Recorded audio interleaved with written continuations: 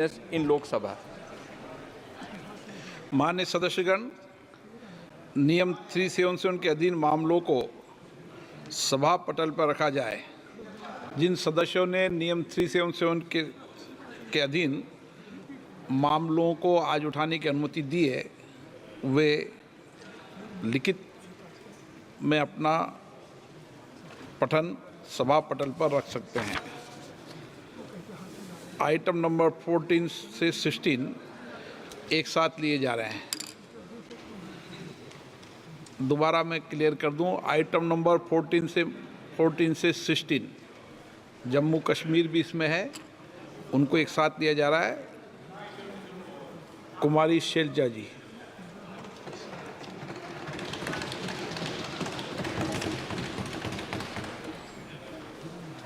धन्यवाद अध्यक्ष महोदय। सर, मैं सबसे पहले बधाई देना चाहूँगी बतौर महिला फाइनेंस मिनिस्टर को, वित्त मंत्री महोदया को, कि इन्होंने 7 बार बजट पेश किया है, 6 बार बजट पेश किया है। साथ में बतौर कांग्रेस एमपी मुझे इस बात की भी खुशी है कि इन्होंने बहुत बड़ा दिल दिखाया है और हमारा मैनिफेस्टो पढ़ा, जिसे बड़ी मेहनत के साथ हमने तैयार किया।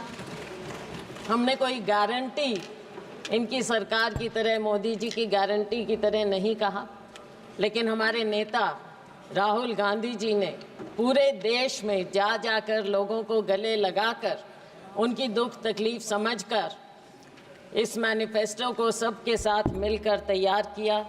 और इन्होंने हमारा मैनिफेस्टो पढ़ा, अपनी गारंटी को साइड में रखा और हमारे मैनिफेस्टो को लागू किया। मैं इनकी बहुत शुक्रगुजार हूँ। अब मैं इस बजट को क्या बोलूं? कुर्सी बचाओ बजट बोलें, विकसित बजट नहीं लेकिन विचलित बजट बोलें, या फिर एक और जुमला बजट बोलें, क्योंकि फिर बार बार हमें जुमले नज़र आते हैं इसमें। आपने 4 लोगों की बात की, लेकिन ये 4 कौन लोग हैं? गरीब, महिलाएं, युवा, हमारा अन्नदाता किसान। लेकिन इनकी गिनती कैसे हो? क्या मालूम पड़े कौन क्या है? क्या मालूम पड़े कि ये योजनाएं किसके लिए बनाएं? क्या मालूम पड़े कि टारगेट ग्रुप कौन है? अगर आप कास्ट सेंसस नहीं करेंगे, अगर आप सेंसस को सार्वजनिक नहीं करेंगे, राहुल जी ने, हमारे नेता ने मांग की कि सेंसस किया जाए, कास्ट सेंसस किया जाए, लेकिन ये सरकार चुप्पी साधे। एंड आई वंडर कि इसके बारे में इनके सहयोगी नीतीश कुमार जी क्या कहना चाहेंगे कास्ट सेंसस के बारे में। उन्हें तो बहुत कुछ मिला है, लेकिन सर ये बजट है किसके लिए ये भी तो पता चले। क्या केवल 2 राज्यों को ही उन पर मेहरबानी हुई है, या पूरे देश पर भी कुछ नज़र डाली गई? ऐसा नज़र नहीं आता कि 2 राज्यों के अलावा कुछ दिखा हो, या फिर भाजपा शासित प्रदेशों के अलावा कुछ नज़र आता हो। सर, मुझे याद आता है कि जब माननीय प्रधानमंत्री जी मोदी जी माननीय मुख्यमंत्री होते थे और उस समय हमारी सरकार थी और वो एनडीसी की मीटिंग में आते थे, अब तो खैर एनडीसी भी नहीं रहा, और वो हमेशा कोऑपरेटिव फेडरलिज्म की बात करते थे। अब शायद वो शब्द पूरी शब्दावली से निकल चुका है, कम से कम भाजपा की और सरकार की शब्दावली से निकल चुका है। लेकिन 2 राज्यों को भी मैं थोड़ा आगाह करना चाहूँगी। नीतीश जी तो हमारे साथ पुराने रह चुके हैं, 10वीं लोकसभा में थे, सब समझते हैं। नायडू जी भी बहुत अनुभवी हैं, राजनीतिज्ञ हैं। इनकी बातों पर ना जाएं। आज बेशक लगता हो कि बहुत कुछ दिया है, लेकिन नज़र फेरते देर नहीं लगती, तो इसलिए उनको भी मैं आगाह करना चाहूँगी। आज खुशियाँ मनाएं, लेकिन समय बदलते देर नहीं लगेगा सर। तो ये जो बजट पेश किया गया, इसमें जो इन्होंने गारंटी की बात की, शायद लोगों को विश्वास नहीं हुआ और इसीलिए 303 से लेकर 241 पर आ गए। विश्वास पैदा करना इनका काम है। इन्होंने विश्वास खोया और तभी ये डाउनस्लाइड हुआ। आज के दिन भी जब बातें होती हैं बजट में, हम सुनते हैं तो ऐसा लगता है कि कुछ पर मेहरबान और बाकियों को दरबान बना दिया गया है। दरवाजे के बाहर खड़े रहो, अगर मेहरबानी होगी तो शायद आपको कुछ मिल पाएगा। सर, जब प्राकृतिक आपदा की भी बात होती है, भाजपा शासित प्रदेशों के लिए तो सेंट्रल असिस्टेंस की बात की गई बजट में, लेकिन हिमाचल प्रदेश की जब बात हुई तो एक्सटर्नल एजेंसीज़ की बात आ गई वहाँ पर कि उनके माध्यम से मदद की जाएगी। ऐसा भेदभाव क्यों? ये नहीं होना चाहिए और इसकी हम घोर निंदा करते हैं कि आप सबके साथ ऐसे भेदभाव। और फिर एक बात और सर, हरियाणा, महाराष्ट्र, झारखंड और शायद जम्मू कश्मीर चुनाव की ओर जा रहे हैं, पर ऐसा लगता है कि सरकार ने पहले ही हार मान ली। इन राज्यों का जिक्र तक नहीं, 3 राज्यों का जिक्र तक नहीं हुआ, कुछ दिया तक नहीं।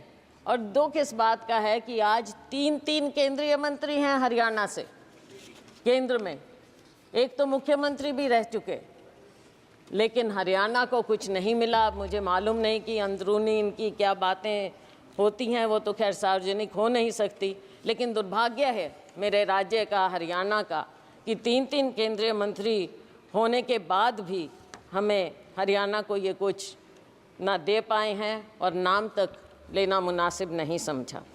सर, किसान की बात है, किसान की आय दुगनी करने की बात कही गई।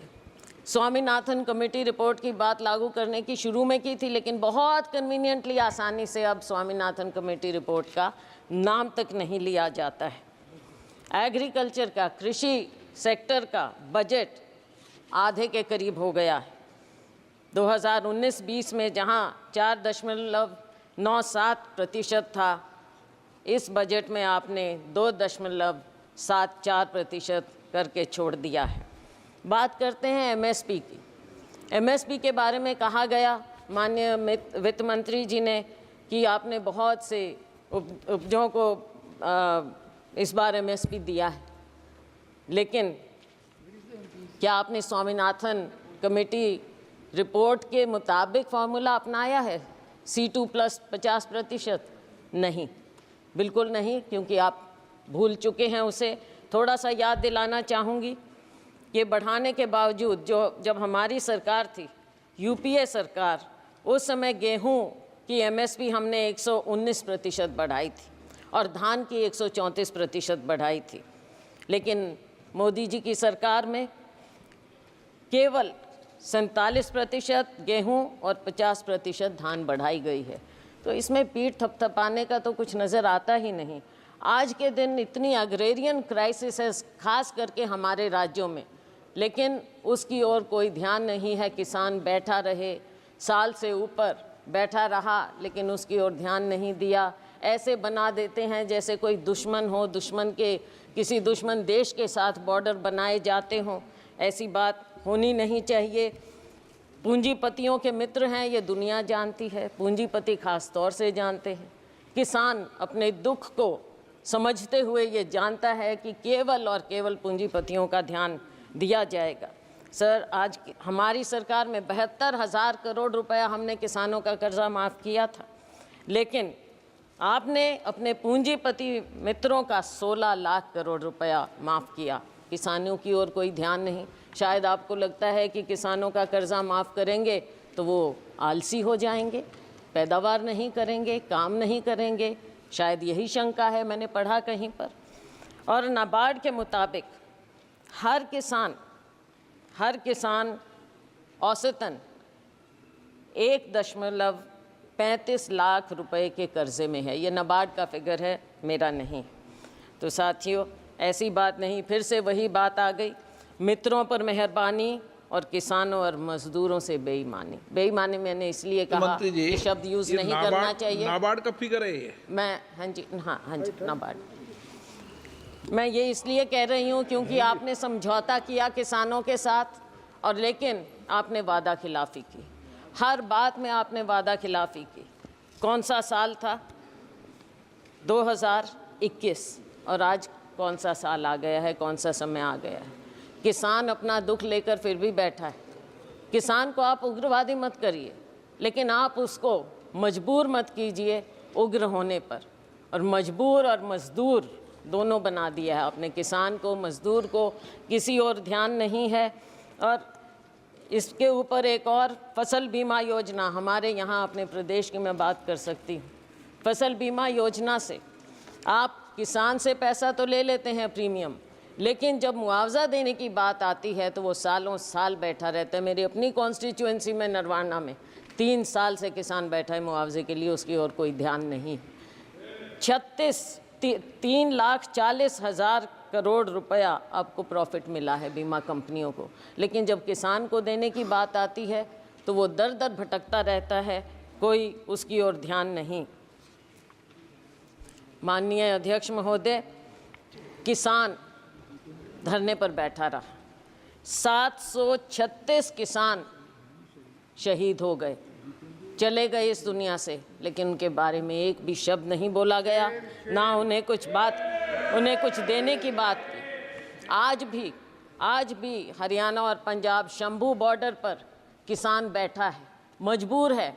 लोगों को आने जाने की भी तकलीफ़ है, लेकिन आप उस मजबूर किसान की ओर देखना तक नहीं चाहते, और वो उस बॉर्डर पर बैठा है। किसान क्या मांग रहा है?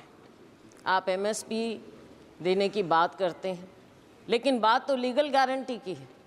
इस वादे को क्यों नहीं याद करते? किसान को जब तक आप लीगल गारंटी नहीं देंगे उसके MSP की, तब तक आप किसान के साथ इंसाफ नहीं कर सकते। और ये किसानों से आप पूछ लीजिए, हम जिस अन्नदाता की आपने बात की, अगर अन्नदाता कमज़ोर होगा तो ये देश कभी आगे पनप नहीं सकता, ना किसी का विकास होगा और ना ये विकसित भारत हो सकता, अगर किसान और मजदूर इस तरह से मजबूर हो जाएगा। हमने अपने मैनिफेस्टो में उनको लीगल गारंटी की बात की। अगर ये हमारा मैनिफेस्टो का ये बिंदु भी पढ़ लेते तो बहुत अच्छा होता। सर, मज़दूरों की दयनीय स्थिति और ख़ास तौर से ग्रामीण मज़दूर की जो स्थिति हो गई, भारतीय जनता पार्टी के मोदी सरकार के 10 साल में मजदूरी वृद्धि केवल 1% हर साल की गई, उससे भी कम। और अगर मनरेगा की बात करें, मुझे दुख इस बात का हुआ कि मनरेगा का एक बार भी नाम नहीं लिया गया इस पूरे बजट में। और मनरेगा तो वो है जिसे आप पहले नाकारते थे, फिर आपने समझा, आपने उसको अपनाया। बेशक हम पर कटाक्ष करके माननीय प्रधानमंत्री जी ने मनरेगा को अपनाया, लेकिन अपनाया। और अगर कोई सेवियर था कोविड में ग्रामीण क्षेत्र में तो वो मनरेगा था, और आप आज मनरेगा को भूल गए। मनरेगा बजट समय से याद ही नहीं रखते हैं। और गरीब को जब आप याद ही नहीं रखेंगे, मजदूर को ग्रामीण क्षेत्र में सबसे ज़्यादा बुरा हाल है। किसान का और ग्रामीण मजदूर का, खेती और मजदूर का चोली दामन का साथ है। आपने दोनों को भुला दिया है। देश कहाँ आगे जाएगा? केवल पूंजीपतियों के लिए। ग्रामीण क्षेत्र में भी आपने पूंजीपतियों को घुसा दिया, और वो भी बड़े बड़ों को। साइलोज वहाँ पर लग गए, वहाँ पे मजदूर भी। मंडियों में मजदूरों का बुरा हाल है। आज वो बेरोज़गार हो गए हैं। आज उनको 2-3 हज़ार रुपया महीने का मिलता है। मजदूर और दयनीय हो गया है। तो इस पर आपको ध्यान रखना चाहिए। न्यूनतम वेतन प्रतिदिन का 400 रुपया होना चाहिए। ये देश भर की डिमांड है, और हम कहते हैं कि हमारा समय आएगा, हम 400 रुपया ज़रूर करेंगे, और ये होना चाहिए। सरकार को इस बात को मानना चाहिए, गरीब की बात को मानना चाहिए, मनरेगा की बात को, कि न्यूनतम वेतन आप 400 रुपया करें। आप गरीब को भी 5 किलो अनाज देकर कृपया लाइन में ना खड़ा करें, उसे उसका हक दें, उसको ऊपर उठाने की बात करें, ना कि केवल आप कहते हैं कि 80 करोड़ रुपए लोगों को दे रहे हैं। तो क्या 80 करोड़ लोग लाइन में लगे रहेंगे? हमेशा गरीब रहेंगे और अमीर अमीर होता जाएगा, जीडीपी बढ़ता जाएगा। किसके लिए? केवल आंकड़ों के लिए। और सर, महंगाई की बात मुझे याद आती है, सुषमा स्वराज जी बहुत सम्मानित, हमारे पूरे सब उनको मानते थे, नेता थे, भाजपा की बहुत वरिष्ठतम नेताओं में से थी। मुझे याद है जब बजट एक बार पेश किया गया और उसमें उन्होंने कहा, प्रणब मुखर्जी साहब वित्त मंत्री थे, और उन्होंने कहा, दादा आंकड़ों से पेट नहीं भरता। मैं ये याद दिलाना चाहूँगी सत्ता पक्ष को कि आंकड़ों से पेट नहीं भरेगा। गरीब को, युवा को रोज़गार चाहिए, गरीब को वेतन चाहिए। गरीब को केवल 5 किलो अनाज देकर आप पंक्ति में, आखिरी पंक्ति में खड़ा मत कीजिए। महंगाई पर नियंत्रण लाइए। महंगाई पर नियंत्रण आप क्यों नहीं कर पा रहे हैं? जो ऑयल कंपनीज़ हैं उनका मुनाफा बढ़ता जाता है, लेकिन क्या आप आम उपभोक्ता को कोई राहत देते हैं? क्या किसान तक कोई राहत पहुंचती है? गरीब तक कोई राहत पहुंचती है? आज इन्फ्लेशन कितना बढ़ता जा रहा है। फूड इन्फ्लेशन के बारे में माननीय वित्त मंत्री जी ने पासिंग में कहा कि हम इसका इंतज़ाम करेंगे, लेकिन कैसे इंतज़ाम करेंगे? दाल, आपके सब्जियां सब इतनी महंगी होती जा रही हैं। क्या अनाज केवल एक है?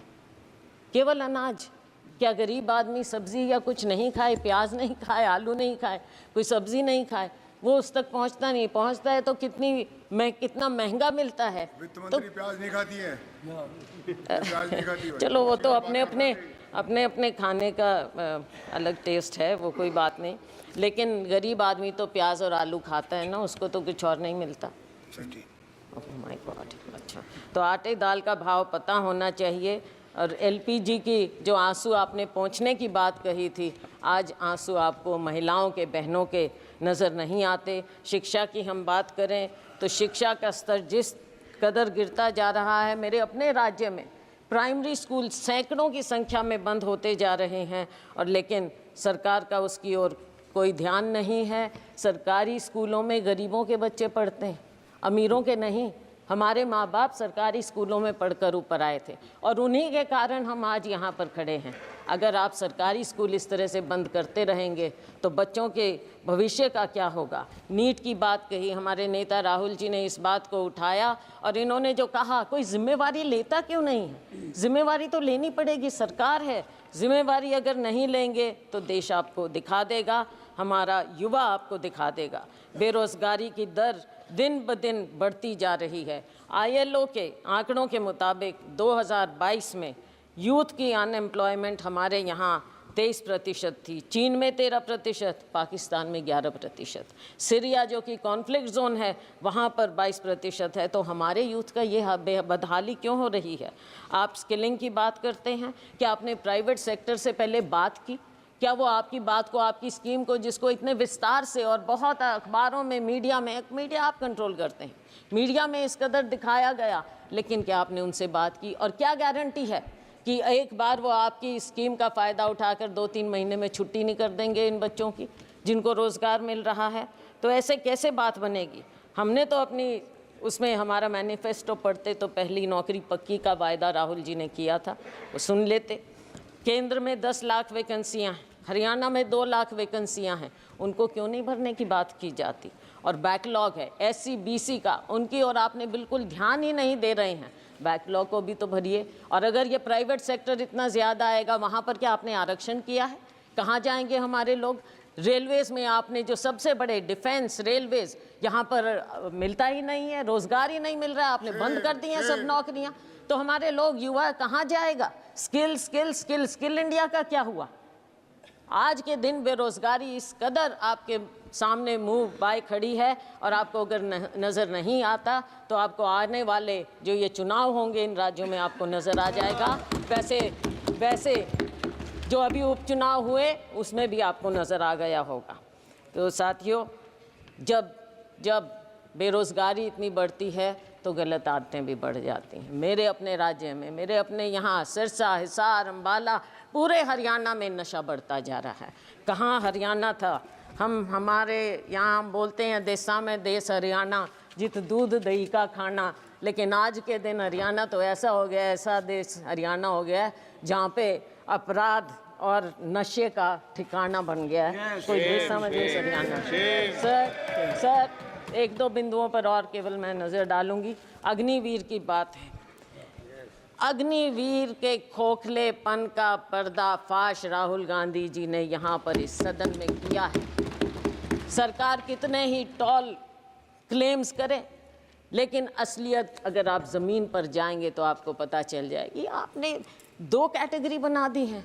अगर जो अफसर है और या जो साधारण जवान है सेना में, वो तो शहीद हो जाएगा, उसके परिवार को पेंशन मिलेगी। और जो गरीब का बेटा है, गरीब का बेटा केवल अग्निवीर कहलाएगा, केवल नाम मिलेगा उसे, और क्या मिलेगा? कैसे जाएगा वो? आप सेना के साथ भी नाइंसाफ़ी कर रहे हैं, हमारे युवा के साथ भी नाइंसाफ़ी कर रहे हैं, हमारे जवान के साथ आप नाइंसाफ़ी कर रहे हैं। सर, हरियाणा की आबादी देश की लगभग 2% है, लेकिन सेना में हमारा हिस्सा 10% के करीब है। आज के दिन आपने क्या इंसेंटिव छोड़ दिया हमारे युवाओं के लिए?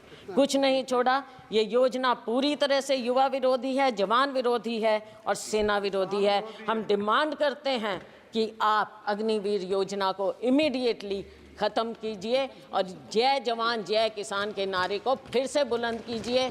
किसान को भी खुशहाल करिए, जवान को भी खुशहाल करिए।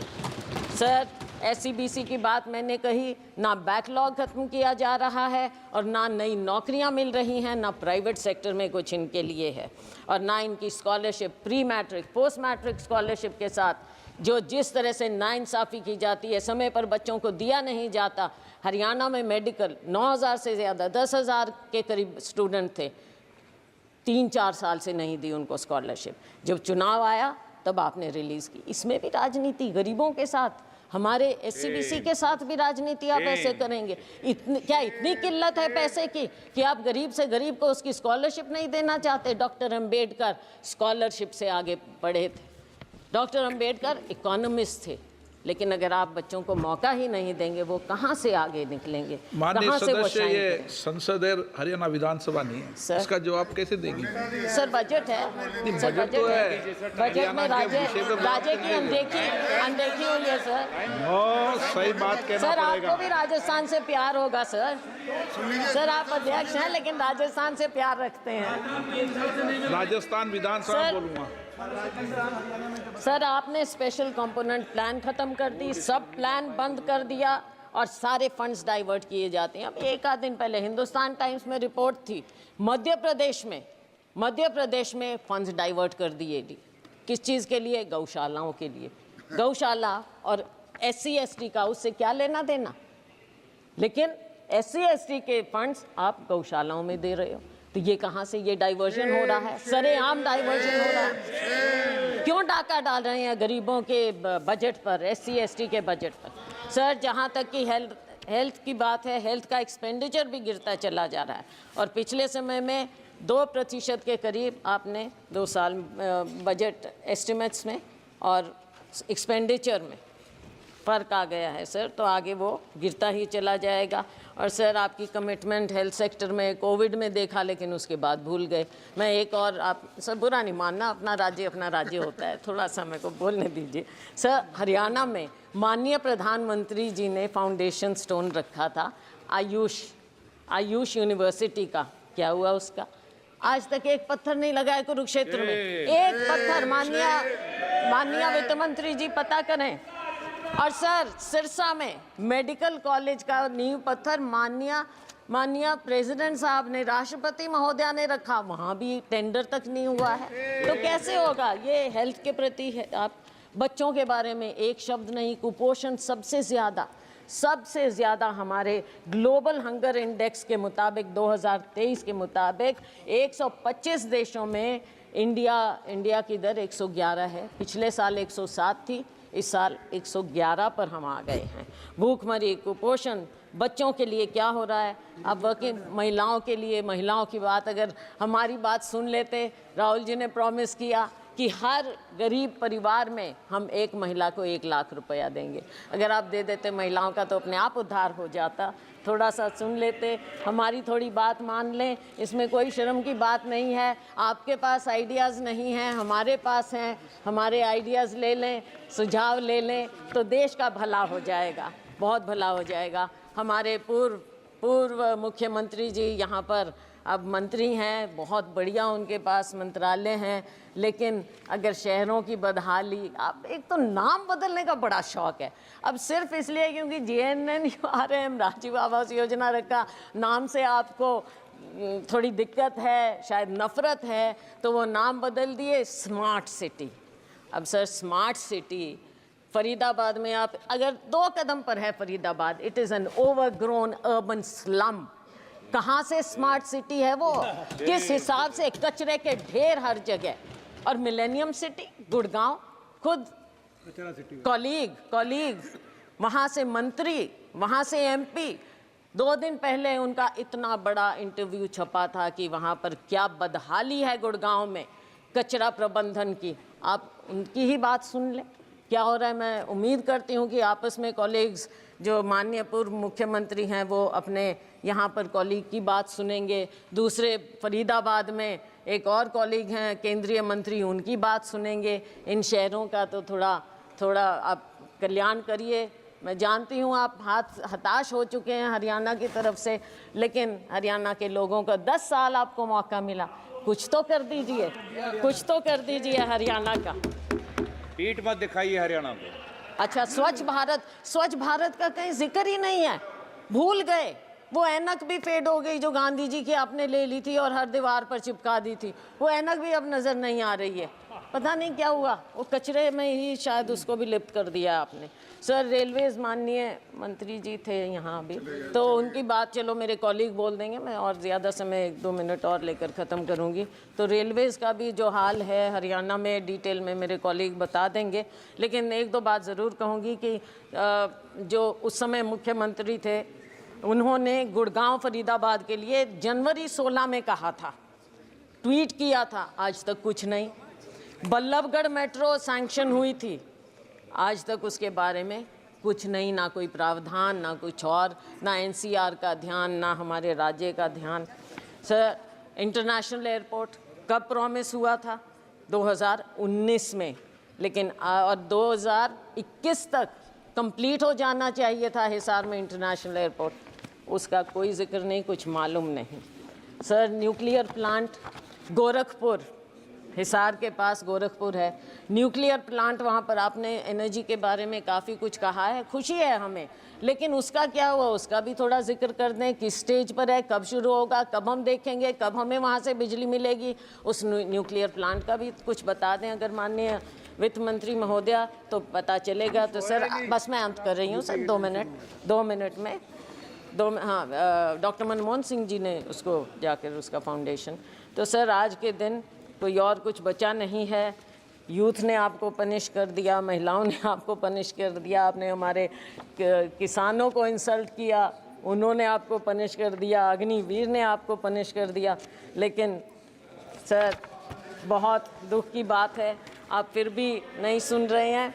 और सर हम आपसे केवल, माननीय प्रधानमंत्री जी अगर इंटरवीन करें, हम केवल ये चाहते हैं देश के लिए, देश को बताइए कि आप कुछ सीख ले रहे हैं, जो आपको दिखा रहा है देश एक दिशा, उससे कुछ सीख लें। अग्निवीर स्क्रैप करिए, MSP को लीगल गारंटी दीजिए और फार्म लेबर को, हर लेबर को 400 रुपया प्रतिदिन आप कर दीजिए, वरना आपका वही हाल होगा जो बाकी देश ने आपको दिखाया है। आपकी